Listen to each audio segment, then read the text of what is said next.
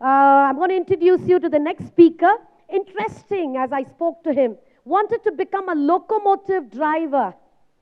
The tangible spirit of the steam locomotives attracted him every day. Interestingly, didn't enjoy getting his first degree in BDS.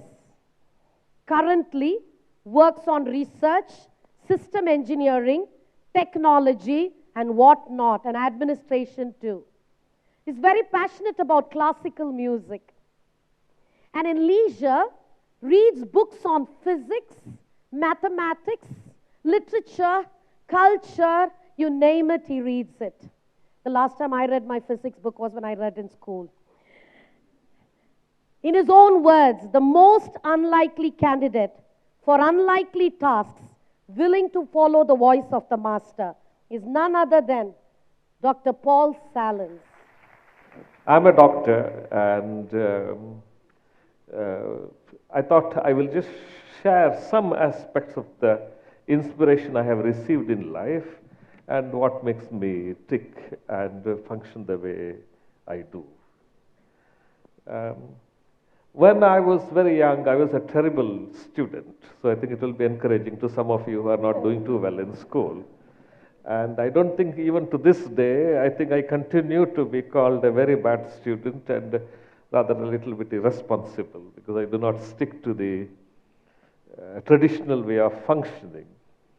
And in school, I was hardly attending school, and I was considered to be a little bit retarded. In fact, my mother used to think that I am a slow cerebrator. That is, you take a little bit more time to understand things. And that's why finally she decided that, what shall we do with this boy? So she thought dentistry must be the easiest one because it will probably, at least he will have something to do with his hands. So I was put in that. And there again, I failed in anatomy, I failed in chemistry, I failed in pre-medicine.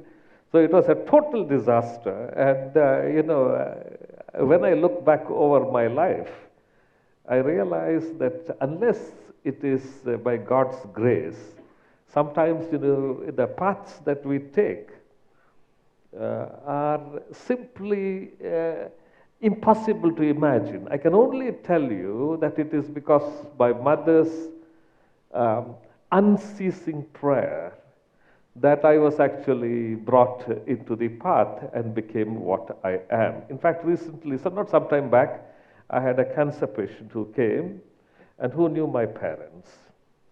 And she told me, Dr. Salins, do you know what the secret of your success is? And I said, you tell me what it is.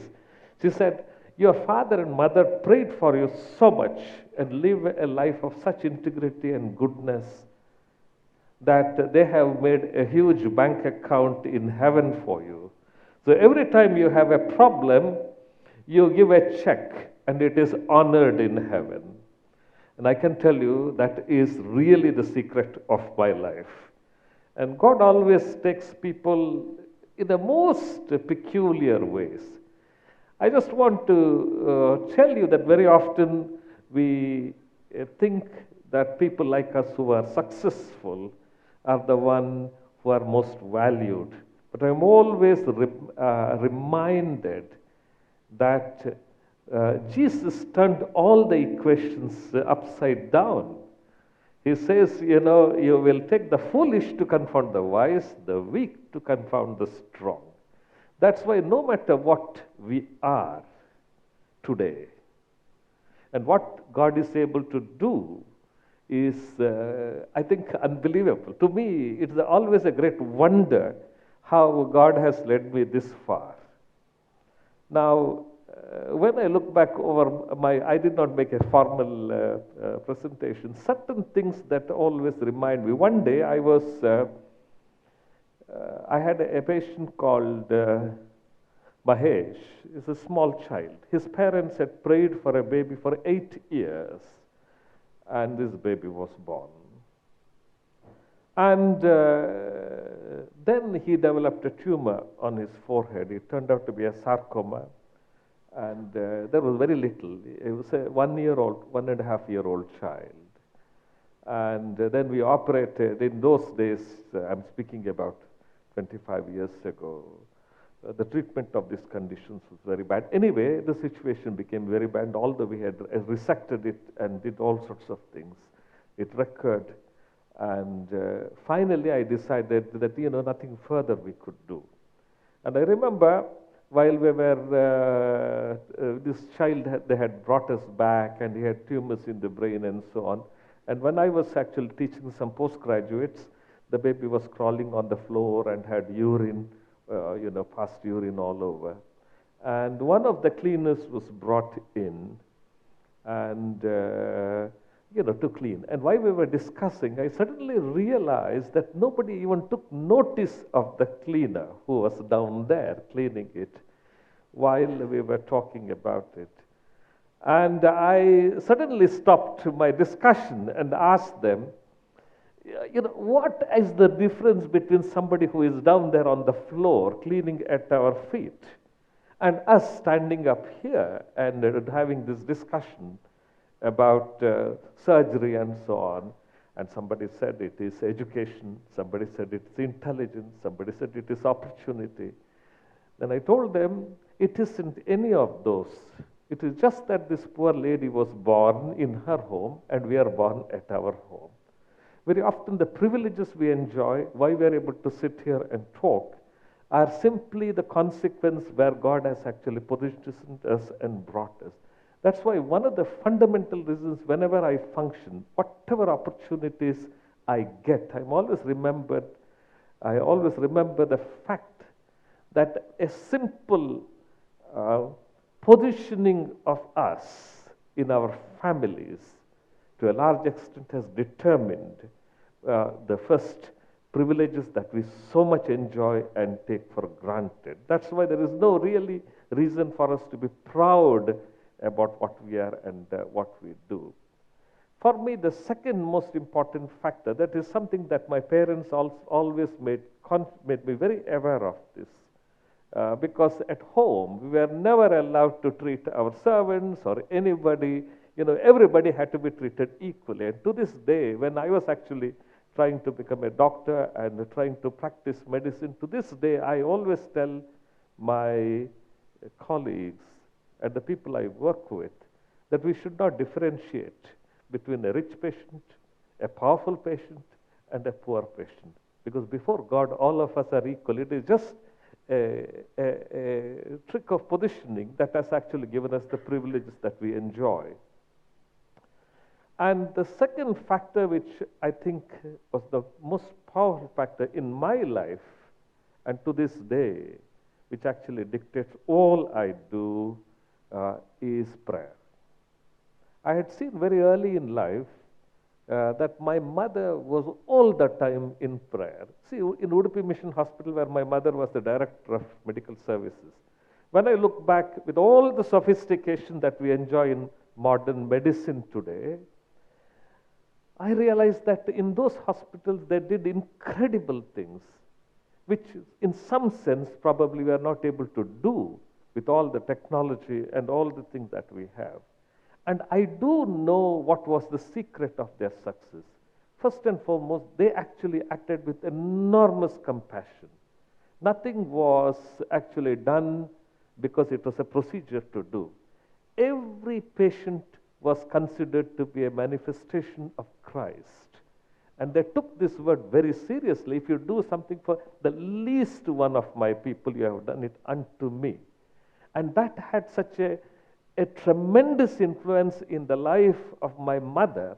I realized that irrespective of who came, in fact, our home was very often the home for people who had fight at their homes, who were thrown out of their homes because the husband was a drunkard, and so on and so forth. And they cared for them. And what I had seen as a child growing up about my parents was prayer. Whenever something seemed impossible, when all the medical resources they had failed, all they did was few of the nurses got together and they prayed. and amazing things happened. And I can truthfully tell that with all the technology at our resource, these two factors, compassion, the patients really feel that they are being cared for. And sometimes I really feel that in our medical service that we begin to miss this tremendous humanity that actually characterized them. Secondly, the patients understood that here were people who are not limited by the resources that were made available to them in the hospital, but they called upon much greater resources, which is way beyond what technology and the pharmaceutical industry can provide. And this was their life of prayer. And because of that, miracles did happen. And today, even in my own life, I think my entire practice and all I did is entirely because this habit of prayer. Yesterday, I was at a very, very critical meeting, one of the very, very sensitive meetings where I had a tremendous amount of difficulties and problems. And I really did not know how to go about it because it was intellectually way beyond my bandwidth, as they say, because the people I was meeting were extraordinarily accomplished, and it was out of my normal realm of activity. And I really did not know. I had two of my colleagues with me, and I said, I think I'm becoming very nervous, so I think I better take one Inderal. We doctors always take 10 milligrams Inderals, so, at least our heartbeat becomes a little bit under control. So I said, even after taking Inderal, then I said, let us have a soup. So I went and had a soup, because sometimes a little food in the stomach tends to cool you down, and that is helpful. And even that did not give me. Then when I went to the bathroom, I suddenly had a thought, why am I fretting so much? Why is this? Why do I think that this particular position is so very important? So I just knelt down and asked God for help. I said, I'm willing to accept whatever is the decision, but you are the source of all wisdom and knowledge. Only you can determine the right outcome that we need to have, nothing else. And I said, and I tell you, when I came out, I was a liberated person. And when I went to the meeting, I went and shook hands with the gentleman, and I felt I was in command, because, the matter was out of my hand, and we had an extraordinary meeting. And in fact, I prayed that, our meeting should bring a sense of inspiration and God's peace into the heart of this gentleman. And the meeting went extraordinarily well. I know I am meandering because I can only speak from my own experience. And as I look back, it is not your quantum of intelligence. It is not the degrees that you possess. It is not the striving that so many of us do. Oh, I want to do this. I have to struggle. But I think surrendering ourselves to the hand of God, that becomes so transformative. And more importantly, it takes all the stress out of your life. Because we sometimes struggle so much. My dear friends, particularly the young people, I would say that, it is very important for you to increase the bandwidth of your thinking. That's very important. If you say that, God will do everything and sit quietly, that's not. Very often when I look at people, I feel that much of the limiting factor they have is they think only about their degrees. It is an incremental value. They do not realize that much of what we shall accomplish and what the capability that we have lies completely outside your educational accomplishments. It is entirely dependent of the gift and opportunities and something special that happens in your life. As I told you, I started my career in dentistry, then went on to do surgery, then went on to medical administration, then went on to do chemistry, a subject in which I had failed. Now, all this is possible because constantly you have to strive to educate your mind, not be afraid of opportunity, but most importantly, allow God to determine the path that you are taking.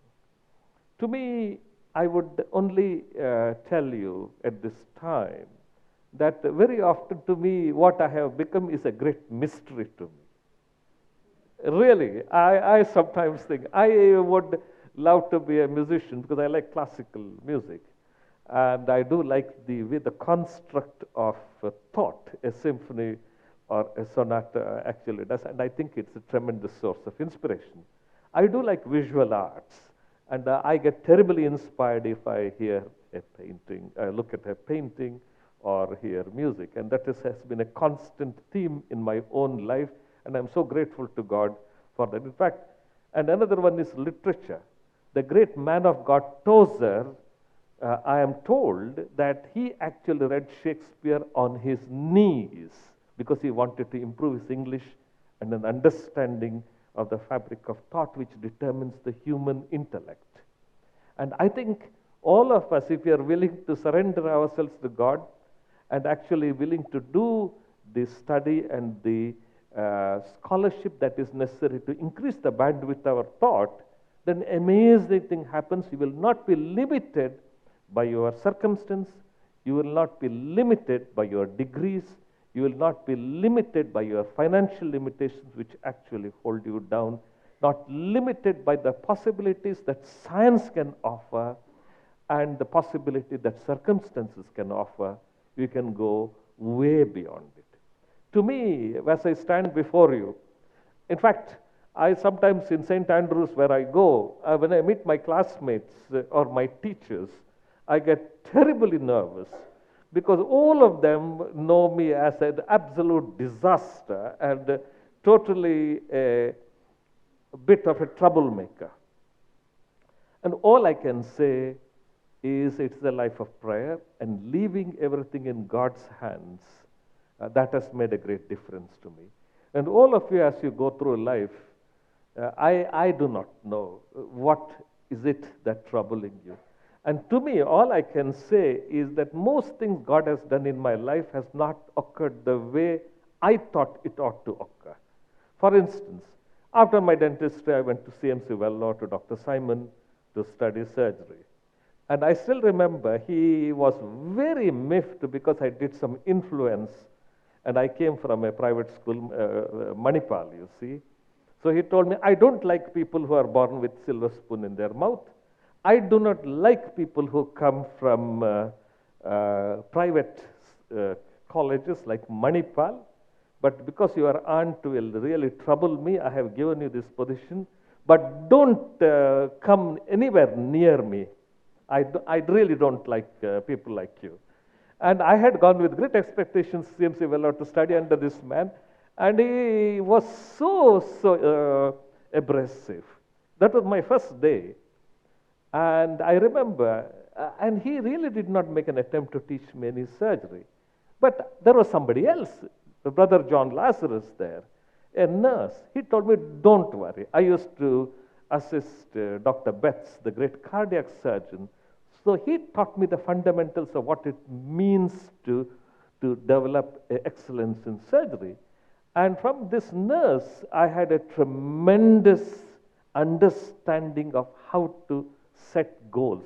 So the teachers you will find is something unbelievable. And subsequently, Dr. Simon and myself became great friends, and he was a great man of God. And that is one way. Then from there, I jumped to England. And when I look back over the life, most of the things, very often I was actually kicked out of one institution, and I thought all else had failed. But in fact, I'm so grateful that they actually threw me out, because the next opportunity came only because I left that job. And I'm here today in Narayana, not because I did not have problems. So very often, it is not the way I have thought. And I have really come to the conclusion God's ways are not our ways. And it is not for you and me to actually determine, anticipate, and determine what God should do in our life. But if we are willing to surrender our lives completely to God and let Him lead, Ask Him for wisdom, ask Him for strength, ask Him. Then you will find that, as the Basilius Schling, my mother always used to say, when God gives us a commission, when we think we have come to the end of our resources, God gives us a new commission, with it new strength. I think that is the most transformative things of all. May God bless all of you.